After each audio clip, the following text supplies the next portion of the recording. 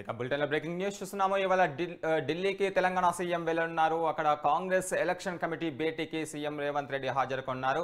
ఇక రానున్న పార్లమెంటు ఎన్నికల నేపథ్యంలో రాష్ట్రంలో ఉన్న పరిస్థితులపైన కాంగ్రెస్ పెద్దలకు వివరించనున్నారు. ఇదే అంశంపై మరిన్ని వివరాలు మా ప్రతినిధి భవిత అందిస్తారు. భవిత, ఈ రోజు మధ్యాహ్నం తర్వాత మరోసారి సీఎం రేవంత్ రెడ్డి ఢిల్లీ వెళ్లనున్నారు. ముఖ్యంగా లోక్సభ ఎన్నికలు సమర్పిస్తున్న వేళ మరో 2-3 రోజుల్లో ఎన్నికల షెడ్యూల్ కూడా వెలువడనుంది. అయితే ఈ నేపథ్యంలో ఇప్పటికే అభ్యర్థులకు సంబంధించి ఎలాంటి నిర్ణయం ఒక కొలిక్కి రాకపోవడంతో అభ్యర్థుల నిర్ణయం పైన కావచ్చు, మిగతా అంశాల పైన కావచ్చు, నిన్న మొన్న రిలీజ్ చేసినటువంటి పథకాలకు సంబంధించి కావచ్చు, ఇందిరమ్మ ఇల్లు కావచ్చు, నిన్న అనౌన్స్ చేసినటువంటి 16 కార్పొరేషన్లకు సంబంధించి కావచ్చు, ఇవన్నీ అంశాలపైన మరోసారి ఢిల్లీ పెద్దలతో సీఎం రేవంత్ రెడ్డి భేటీ కానున్నారు. అయితే ముఖ్యంగా ఈ రోజు గాంధీ భవన్ వేదిక కూడా మరోసారి డీసీసీ అభ్యర్థి జిల్లాల వారీగా ఉన్నటువంటి ఇన్ఛార్జీలు కావచ్చు, అంతేకాకుండా మొన్న అసెంబ్లీ ఎన్నికల్లో పోటీ చేసి ఓడిపోయినటువంటి అభ్యర్థులు కావచ్చు, హైదరాబాద్ సంబంధించినటువంటి ఇన్ఛార్జీలు కావచ్చు, ప్రతి ఒక్కరు కూడా ఈ రోజు గాంధీ భవన్ లో సమావేశం కానున్నారు.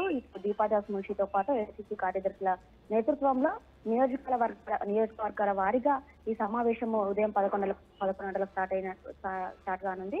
ఈవినింగ్ వరకు కూడా ఈ సమావేశం కొనసాగనుంది. ఎందుకంటే జిల్లాల వారీగా నియోజకవర్గాలు ఎవరికి వారి సపరేట్ గా ఈ సమావేశం నిర్వహిస్తారని తెలుస్తుంది. ఎందుకంటే మొన్న మనం చూసినట్టయితే తొలి జాబితాలో లోక్సభ అభ్యర్థులకు సంబంధించి దాదాపు 9 నుంచి 10 మందితో కూడినటువంటి ఒక ఫస్ట్ లిస్ట్ విడుదలవుతుంది అనుకున్నప్పటికీ కూడా కేవలం 4 అభ్యర్థులతో మాత్రమే ఒక తొలి జాబితా విడుదల చేశామని మనకు తెలిసింది. అయితే ఏకాభిప్రాయానికి వచ్చినటువంటి లిస్టులో కూడా కొత్తగా జాయిన్ అయినటువంటి అభ్యర్థుల పేర్లే ఉన్న నేపథ్యంలో కొంత మేరకు సీనియర్స్ నుంచి వ్యతిరేకత వస్తున్న నేపథ్యంలోనే వాళ్లకు అనౌన్స్ చేయలేనట్టుగా తెలుస్తుంది. అంతేకాకుండా కొన్ని తీవ్రంగా ఉన్నటువంటి పోటీ చేసేటువంటి నియోజకవర్గాలకు సంబంధించి కూడా అభ్యర్థుల పైన ఒక ఏకాభిప్రాయం రాకపోవడంతో ఇటు సీఎం రేవంత్ రెడ్డి టూర్ కావచ్చు, ఈ రోజు జరిగేటువంటి సమావేశం కావచ్చు, ఈ రోజు జరిగేటువంటి సమావేశంలో కూడా కొన్ని దాదాపు 6 నుంచి 7 నియోజకవర్గాలకు సంబంధించి తీవ్ర స్థాయిలో పోటీ ఉండటంతో ఆ స్థానాల నుంచి ఎవరిని బదులు దించితే బాగుంటుందనే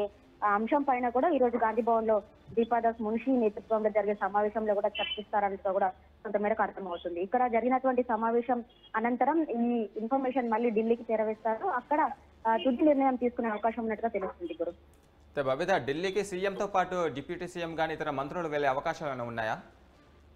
ఇప్పటికీ మొన్న గతంలో చూసినట్టయితే డిప్యూటీ సీఎం కూడా సిఇసి మీటింగ్ కి వెళ్ళారని చెప్పేసి వార్తలు వచ్చాయి. కాకపోతే వేరే అంశాలకు సంబంధించి ఢిల్లీ పెద్దలతో కలవడానికి డిప్యూటీ సీఎం వెళ్లారు అని చెప్పేసి అధికారులు అయితే చెప్తున్న పరిస్థితి కనబడుతుంది. ఒకవేళ వెళ్తే మాత్రం సిడబ్ల్యూసీ మెంబర్ అయినటువంటి కమిటీ మెంబర్ అయినటువంటి ఉత్తమ్ కుమార్ రెడ్డి వెళ్లే అవకాశాలు ఉన్నట్టుగా తెలుస్తుంది.